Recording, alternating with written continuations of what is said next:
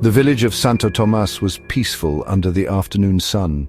Trees swayed gently, birds sang softly. It looked quiet and safe, but underneath everyone felt worried. The villagers knew the tall grass hid secrets. Danger was hiding in its green leaves.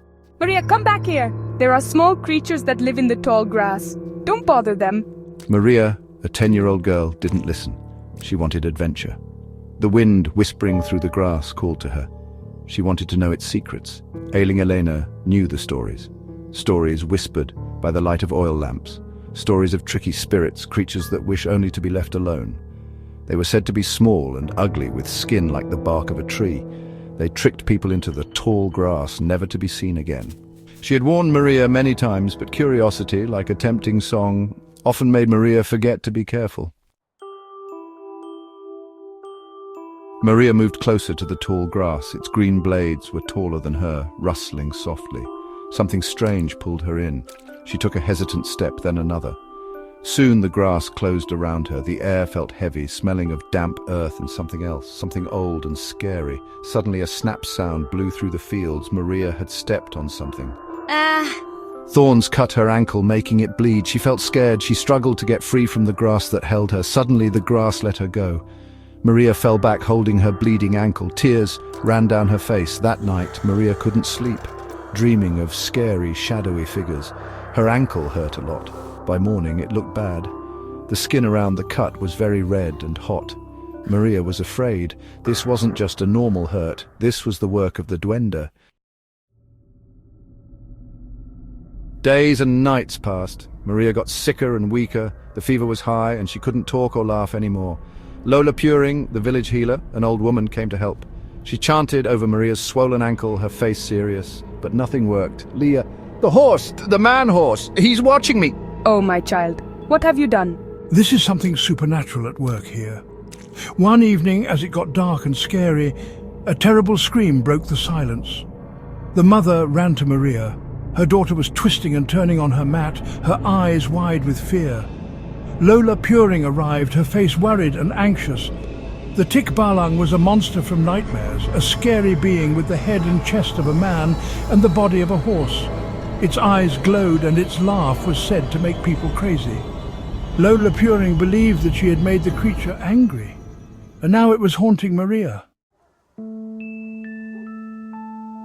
Ailing Elena was desperate. She took Maria to the hospital, her fever now raging and energy depleted.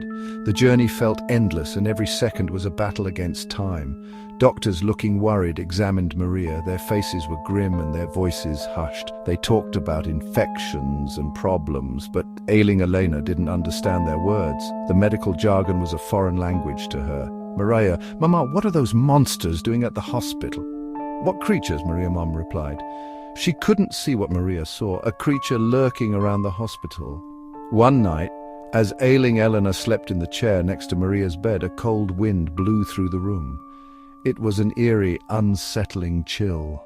Maria's eyes opened wide, looking at the bed next to her. She sensed something was terribly wrong. In the hospital bed next to her, a creature growled and took steps at the sickly person next to her. As she went to scream, the healer saw that Maria was reacting to the creature. Maria could see them. The healer put her finger over her mouth in a shushing motion. "Don't let them know you can see them," the healer urged. The creature crept closer to the patient. Maria's eyes got wider. As the creature now on top of the lady next to her, fear shook her as she watched in terror as the creature fed on the soul of the lady next to her. Then, with a flapping of leathery wings, she was gone, ailing Elena. The healer was shook with fear that this level of attack on this little girl with no seeming reason. Ailing Elena had heard stories about such creatures, the Tikbalang and the Aswang, terrifying creatures and even harder to rid. She never thought she'd encounter them in real life. The Aswang demon that looked like a beautiful woman in the daytime, but at night it lost its skin and grew bat wings, its long tongue looking for victims. It was a nightmare come to life. Ailing Elena felt hopeless. The weight of the situation was crushing her spirit. The doctors didn't know what was wrong with her, so decided to start chemotherapy as a last result, fearing Maria's condition is getting worse and no signs of slowing down. It was a desperate measure, but they had no other choice. This procedure would nuke her immune system, but hopefully cure whatever failed Maria. It was a gamble, a risky bet on an uncertain future. Father Miguel, the village priest, heard about Maria. The healer had asked for his help. He came to the hospital, saw the little girl, and in the window a little creature that no one else could see, a Dwende. He asked Maria, "Did you play in the small grass?" She nodded yes. He sprinkled holy water on Maria and prayed, placing a piece of paper under her pillow and telling her to burn the paper in the morning. In the morning, Maria was unconscious. The spell was not complete. The healer grabbed the paper while they wheeled Maria into chemotherapy. The healer took the paper and burned it. Maria finished chemotherapy as the healer burned the paper, and slowly, Maria started to get better, showing signs of recovery. The fever went away, the swelling went down, and the bad dreams stopped. The doctors were surprised and didn't know why this happened. Maria went home to Santo Tomas, and her laughter was heard again in the village, bringing joy to everyone, but she still remembered the horror she experienced, a reminder of the hidden world that was always near, lurking in the shadows. Years later, Maria stood on her porch, her own daughter playing near her, unaware of the past. The setting sun made long shadows, and the tall grass swayed in the breeze, whispering secrets. "Maria, don't go too far. Creatures live in the tall grass. Don't bother them." Her daughter, not knowing the danger, kept playing.